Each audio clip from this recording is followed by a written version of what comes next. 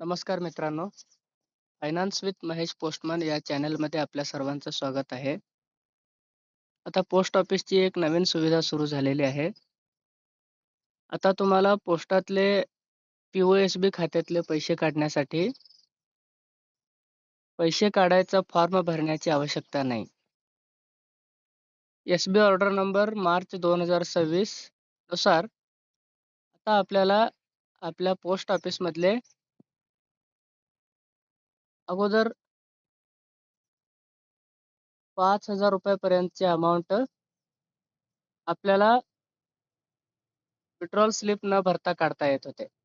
म्हणजेच बायोमेट्रिकद्वारे म्हणजे आधार कार्ड आणि आपल्या फिंगरचा वापर करून काढता येत होते.